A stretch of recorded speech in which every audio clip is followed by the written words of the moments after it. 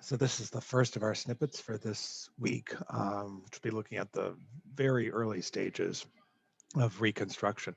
So remember last time I was talking about the kind of dueling plans for Reconstruction between Lincoln on the left here, very generous Reconstruction plan, and congressional Republicans on the right. It's the Lincoln plan that is implemented in the immediate aftermath of the Civil War, and all of the ex-Southern states, as a result of this, are readmitted. They send ex-Confederates to Congress, and these reconstructed Southern governments also, although they technically concede that the former slaves are free, they all enact pieces of legislation like this one. This is called the Black Code of Texas, but all of the southern states have similar codes that basically set up a system of apartheid. And so, black people are free in the South, but they are legally second-class citizens under these black codes. So you can sort of get a gist of here what's going on. That blacks and whites are separated in transportation. That there's going to be no interracial marriage. Only whites can serve on juries. No guarantee that black people can vote or can testify in trial. So it's a legally second-class citizenship.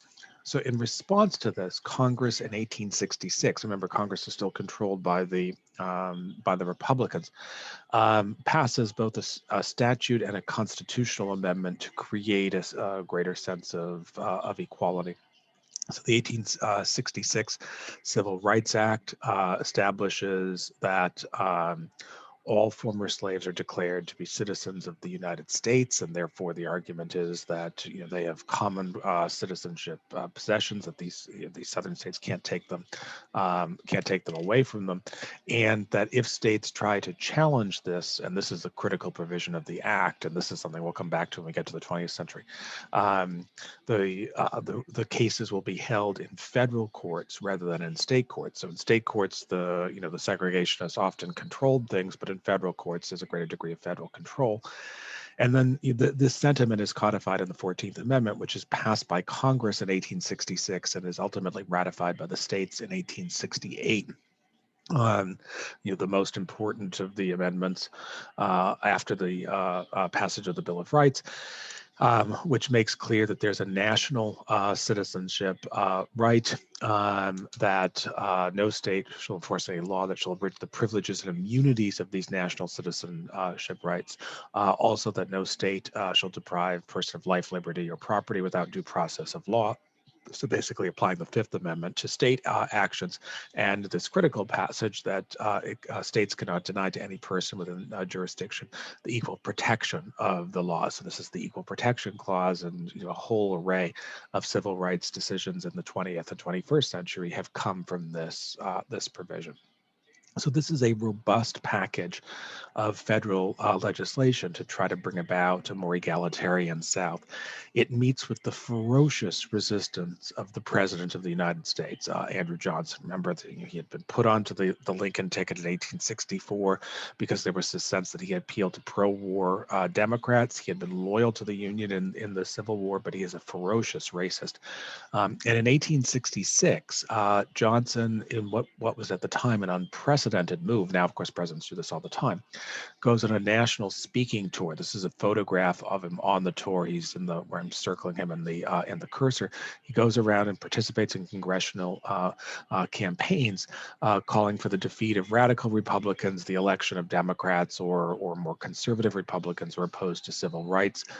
This is a campaign flyer from a House race in Pennsylvania, and if you look closely here at the description, the idea is that one candidate's platform is for the white man, and the other candidate's platform is not. It's explicitly racist campaign, and you can see the kind of racist imagery here that is adopted as well.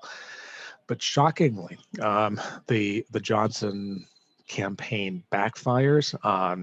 The Republicans do very well in the midterm elections, especially in the House. They pick up 38 seats in the House. And you can sort of see on the regional map here, the Democrats are confined basically to to the border states, and that's about it. So the result is that in 1867 and 1868, Johnson's last 2 years, the Congress is much more liberal, much more open to robust action.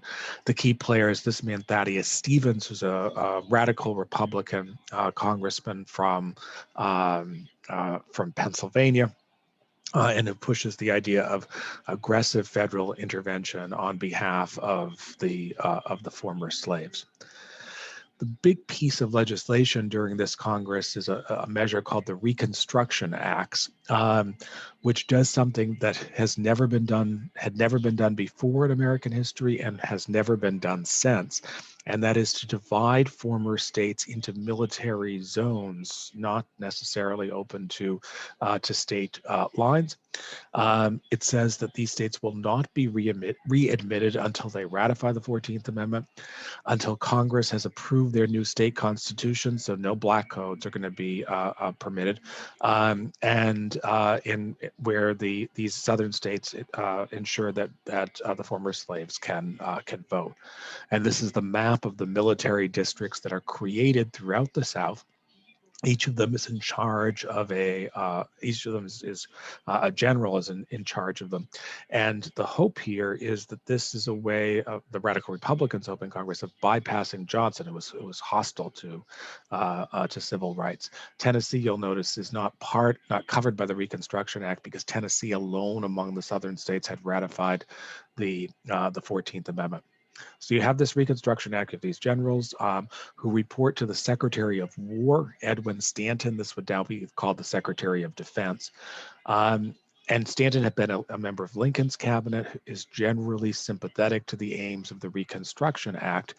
The concern that congressional Republicans have with this act, though, is that since everything is now being enforced through the military, what's to prevent Johnson from firing Stanford and putting someone in who is sympathetic to the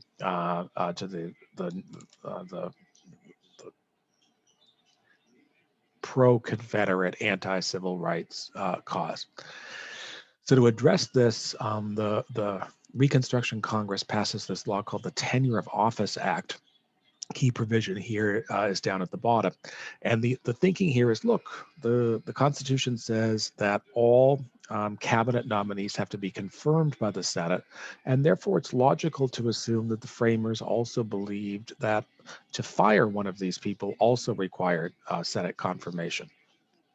Some might say if the framers really believed that, they would put it in the Constitution. This is really a stretch in terms of a congressional restriction on presidential authority under the Constitution. The law was likely unconstitutional, but the goal is to provide some pressure for Johnson not to fire Stanton, but he fires him anyway. And the result, so you have Johnson defying this law, probably an unconstitutional law, but nonetheless defying it. And the result is the first impeachment of a president in American history, the Andrew Johnson impeachment. This is a drawing of the impeachment proceedings.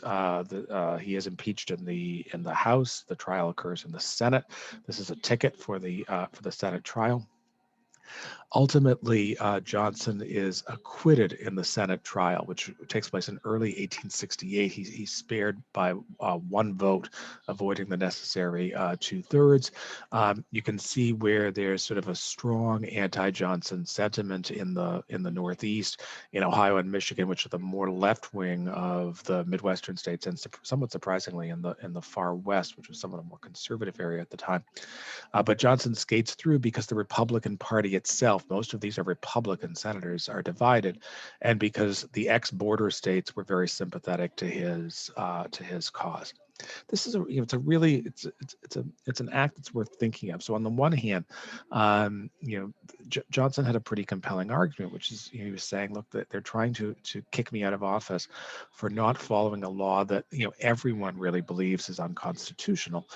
On the other hand, you had a president who had been serving 3 years by this point, who had done everything he possibly could to undermine congressional efforts to bring about the integration of the former slaves into a system of political legal equality in the United States. And I think you can make a strong case that his removal from office was justified. It's an intriguing twist here. Because Johnson had been the former vice president, elevated to the presidency after Lincoln's assassination, and because there was no mechanism at the time, this has since been changed by constitutional amendment, to allow for the appointment of a vice president to that vacancy, if Johnson had been removed, he would have been replaced by the president pro tem of the Senate under the then existing statute of succession. So that's the senior member of the Senate. It was a man named Benjamin Wade, who was a Republican senator from Ohio who was running for president in 1868. And there were quite a few Republicans who didn't want to see Wade as president. So that made them somewhat more sympathetic to Johnson. Wade ultimately doesn't get the Republican nod. Instead, the Republicans go with Ulysses S. Grant, the war hero from the Civil War. Most, but not all, of the southern states have been readmitted by this point. Grant wins a relatively comfortable victory over the Democratic nominee, the governor of New York, Horatio Seymour. But you can see the popular vote is relatively close, and so the Democrats are beginning to come back a little. So that's our first snippet for this week.